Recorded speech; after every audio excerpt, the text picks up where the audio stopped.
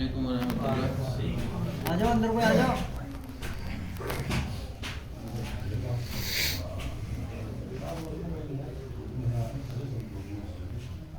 ہمارے ایمان کا ایک حصہ یہ ہے کہ ہم نبی کریم صلی اللہ علیہ وسلم سے محبت کریں. ان کی محبت کے بغیر ہمارا ایمان مکمل نہیں ہوتا. کیونکہ آپ کی زندگی اس طرح گزری ہے کہ ساری عمر اس فکر میں اور اس محنت میں کہ لوگ جو ہے جہنم سے بچنے والے اور جنت میں جانے والے ہو جائیں. پوری انسانیت کے بعد سب کا یہ پیغام تھا. اور پھر یہ کہ ساری عمر آزمائش میں گزری. کل کی کل چھوٹے بچپن سے لے کے اور آخر تک آزمائشیں سارا عمر میں گزری. آپ ابھی پیدا بھی نہیں ہوئے تھے کہ والد کا انتقال ہو گیا. ابھی بالکل ہی ابھی معصوم تھے کہ ماں کا بھی انتقال ہو گیا. اس کے بعد دادا کی اس میں کفالت میں آ گئے تو ان کا بھی انتقال ہو گیا, ابھی چھوٹے ہی تھے. اس کے بعد چچا کی اس میں آ گئے, ان کی دیکھ ریکھ میں اور کفالت میں اس میں رہے. حضرت خدیجہ کا اور آپ کے چچا کا انتقال ایک ہی سال میں ہوا, ایک ہی سال میں. اس سال کو جو غم کا سال بتا, وہ غم کا سال لکھا کہ وہ چچا جو آپ کے سرپرست تھے, آپ کی وجہ سے چونکہ سردار تھے, بہت لوگوں کا عام طور سے اس میں رہتے تھے, تو ان کا باہر سے ان کو تقویت ملتی تھی, اور جو گھر میں حضرت خدیجہ, جب دونوں ایک ساتھ نہیں رہے تو بہت غم کا معاملہ رہا. آپ کے نرینہ اولاد بھی ہوئی اور جو ہے ساری کی ساری وہ بچپن میں ختم ہو گئی. آپ کی 4 بیٹیوں میں سے 3 بیٹیاں آپ کی زندگی میں ہی ختم ہو گئی, انتقال ہو گیا. صرف ایک بیٹی کا آپ کے انتقال کے 6 مہینے کے بعد انتقال ہوا. تو یہ تو کل منظر نامہ ہے زندگی کا کہ جن سہاروں کو لوگ ڈھونڈتے ہیں وہ سہارے کتنے کم رہے اس صورت میں. تو اس طرح سے اگر ہم ان کی زندگی دیکھیں تو ساری زندگی آزمائش میں رہی. ایک حدیث ہے, آپ نے ارشاد فرمایا کہ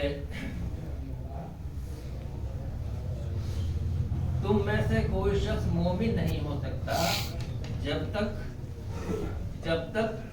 تک اسے میں اس کے والدین, اس کی اولاد اور سارے انسانوں سے زیادہ محبوب نہ ہو. ان سے محبت ایسی چھوٹی موٹی محبت نہیں, پوری دنیا سے زیادہ جب تک ان سے محبت نہیں ہوگی تب تک مومن نہیں ہے. یہ حدیث ہے. اور اللہ تعالیٰ کا ارشاد کیا ہے اس سلسلے میں؟ آپ صلی اللہ علیہ وسلم نے ارشاد فرمایا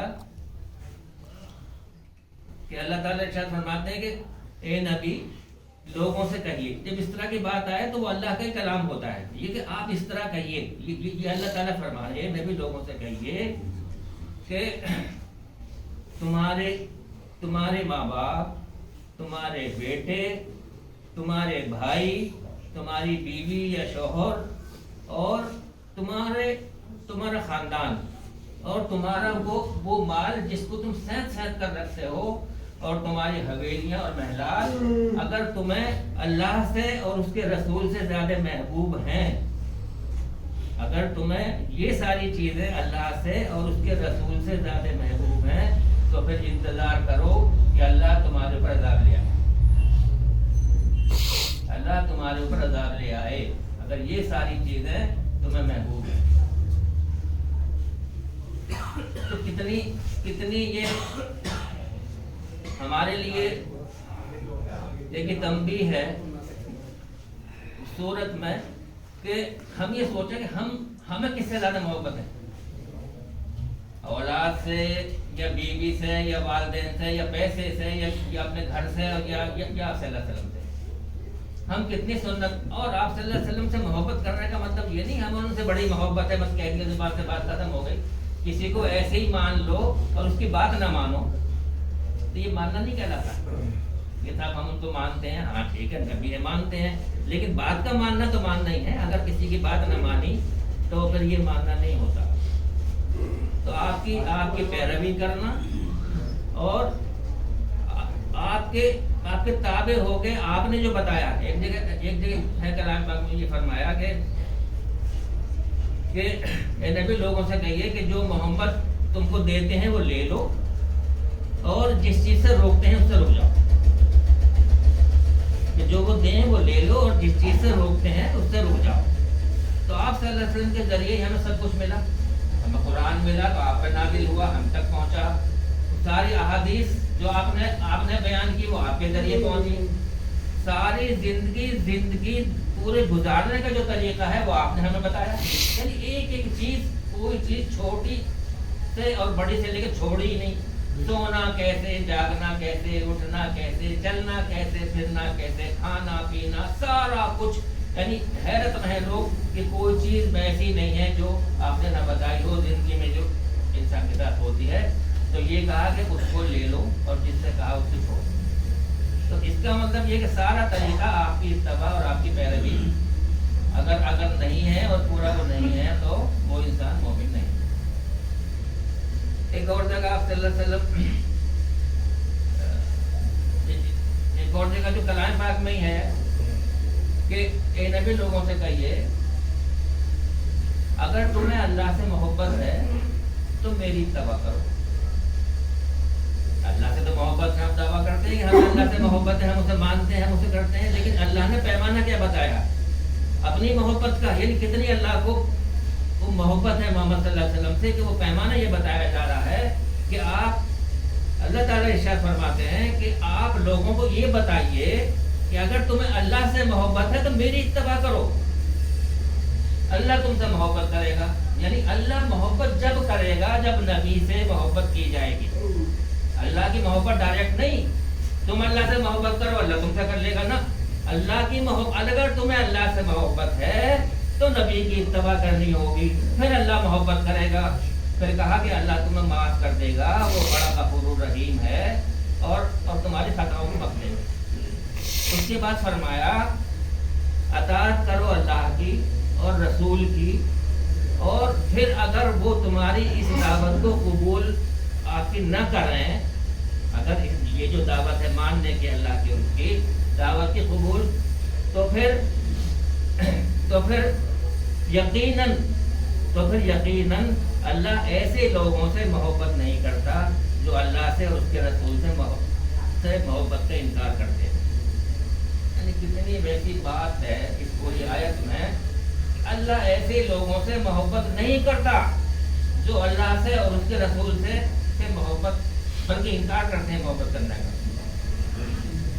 کیا ہمارے یہ جو حشر بن رہا ہے اسی لیے بن رہا کہ نہ ہمیں اللہ سے محبت, نہ رسول سے محبت, نہ ان کی اطاعت, اور اللہ ہم سے پھر محبت نہیں کرتا. وہ صاف کہہ دیا, اللہ کی بات جو غلط تھوڑی کسی بات کی کیا کہ نعوذ باللہ کہیں ایسی بات ہے اس میں کوئی شک شبہ ہو سکتا ہے. ہمارا سارا جو یہ حشر خراب ہو رہا ہے یہ اسی لیے ہو رہا ہے, یہ اسی لیے ہو رہا ہے کہ ہم نے سب چھوڑ دیا اپنا اور اللہ ہم سے محبت نہیں کر رہا. یہ پھٹکار جو ہوتی ہے, اگر کسی ایسے اس میں کوئی بھی نالائق بچہ ہوتا ہے کسی کا, اور اس کا باپ یا کوئی بڑا وہ اس کو ایسے چھوڑ دیں تو وہ پھٹکار مارا پھرتا, جس کی پونچھ نہیں ہوگی نا گھر میں, اور جو لائق بیٹے ہوتے ہیں ان کی بڑی آؤ بھگت ہوتی ہے اور بڑا وہ ہوتا ہے. ہمارا حال بھی اس سے بھی زیادہ یہ خراب ہے کہ ہم تو کہیں کے بھی نہیں ہیں نا. اور چلو یہی ہوتا اللہ کی نہ مان کے بڑے عیش کر رہے ہوتے, اگر ہم اللہ کی نہ مان کے ہمیں دنیا اتنی مل گئی ہوتی کہ دنیا میں ہماری حکومت ہوتی, جس طرح کے یہودی کر رہے ہیں پوری دنیا پہ. ساری دنیا کے بینک ان کے قبضے میں, سارے اسلحہ ان کے فیکٹریوں میں بن رہے ہیں, ساری دنیا کے جتنے سربراہ ہیں ان کے کہنے کے مطابق فیصلے کر رہے ہیں. تھوڑی سی قوم ہے, اگر یہی ہوتا تو یہ تو ہوتا کم سے کم تو دنیا ہی کما لی. یہاں کیا حال ہے, روٹی بھی نصیب نہیں, پھٹے حال ہو رہے ہیں, دنیا ذلیل کر رہی ہے, دنیا پھٹکار رہی ہے, دنیا کہہ رہی ہے تم یہ مت کرو, تم یہ مت کرو, تم وہ مت کرو. کس لیے کہ ہم اللہ کا راستہ چھوڑ دیا. اللہ سے محبت نہیں, اللہ کو ہم سے محبت نہیں. ہمیں کون سنبھالے؟ ہم دنیا کو سنبھالنا چاہتے ہیں کہ ہم دنیا کو ہی حاصل کر لیں. دنیا ایسے نہیں حاصل ہوگی, وہ اللہ نے لکھ دی کتنی کس کو ملنی ہے, کتنی کس کو ملنی ہے. تھوڑی سی میں اللہ تعالیٰ زیادہ ڈال دیتا ہے رحمت اور برکت تو وہ تھوڑی سی زیادہ ہو جاتی ہے, اور زیادہ میں سے نکال لیتا ہے وہ تو پھر وہ تھوڑی ہو جاتی ہے. ایک آخری بات ہے تھوڑی سی, وہ حدیث میں جگہ بات ختم کرتا ہوں, لمبی ہو جاتی ہے, کیونکہ آپ صلی اللہ علیہ وسلم کی تو ایسی زندگی اور ایسا وہ ہے کہ बहुत भी बोला जाए तो भी कम है, लेकिन मुख्तसर सी बात करनी है। एक हदीस है, आप सल्लल्लाहु अलैहि वसल्लम ने इरशाद फरमाया कि मुझे अपने भाइयों से मिलने का इश्तियाक है। तो सहाबा ने कहा आपके भी भाई हैं? आपके भाई हैं? उन्होंने कहा हाँ मेरे भाई हैं, और वो लोग होंगे जो आखिरी दौर में आएंगे, जो आखिरी दौर में आएंगे, और वो मेरे नाम की वजह से और इस जो दीन की वजह से उनको सताया जाएगा, और उसके बावजूद वो इस दीन के लिए फिर जो है काम करेंगे और मेहनत करेंगे। वो मेरे भाई हैं, और ऐसे लोगों के लिए बहुत खुशखबरी, ऐसे लोगों के लिए बड़ा इनाम है अल्लाह के। ये आखिरी दौर वाला मामला चल रहा है। आम तौर से लोग ये कहते हैं कि जब ये दौर जो है ना तकरीबन आखिरी दौर में है, और हम लोग भी आखिरी दौर में हैं, तो इस और आगे हदीस का एक हिस्सा ये है उसमें कि उनको 50 लोगों की बराबर सवाब मिलेगा। उन लोगों को 50 लोगों की बराबर सवाब मिलेगा। तो सहाबा ने पूछा उनके 50 आदमी या हमारे 50 आदमी, मतलब सहाबा 50 या उस जमाने के 50? तो कहा तुम्हारे 50 आदमी। कितनी बड़ी बात है।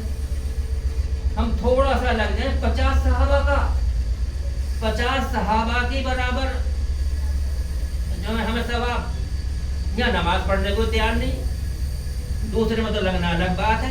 सिर्फ जुमे के दिन पढ़ ली एक नमाज, अपने भागते दौड़ते उसमें भी अगर 2-4 मिनट बात करने में ज्यादा हो जाए तो इतनी भारी लगने लगती है कि अल्लाह की पनाह 5 मिनट देने को तैयार नहीं है फालतू कि हाँ चलो कोई बात नहीं।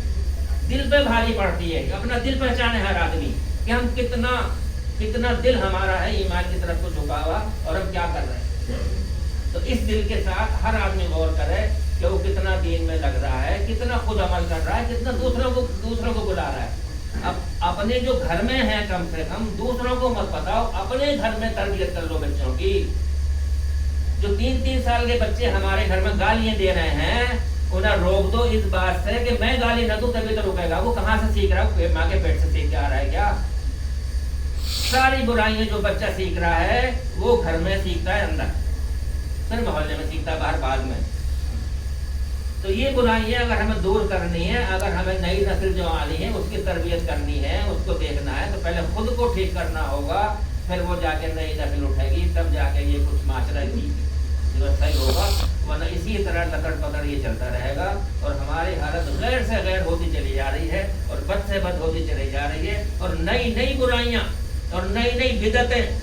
बिया शादियों में पहले अगर 5 दस्तूर थे तो आज 15 हैं, और सारे मामलात में किसी भी मामले को उठा कर देख लो, हर बात में नया नया फितूर है, नया नया मामला है। आपस की मोहब्बतों का हमारी क्या हाल है, और जितने रख रखाव आपस में बंदो उनके हम हाल देखें तो हम जो दीन से बड़े दूर नजर आते हैं। इससे कोशिश करें पहले अपने आप को सुधारें, बाकी दूसरों को भी देखें और करें। ये हमारे पर फर्ज है। हमें अगर हम इस पर न चले तो दुनिया भी खराब है हमारी। दुनिया में कोई ऐश नहीं कर रहे हैं हम, दुनिया भी खराब है, और आखिरत तो जो अल्लाह मालिक है, क्योंकि वहाँ के तो पैमाने बने हुए हैं। जो ये करके आएगा उसके लिए जन्नत है, जो ये करके आएगा उसके लिए दोज़ख है। अल्लाह ताला महफूज रखे।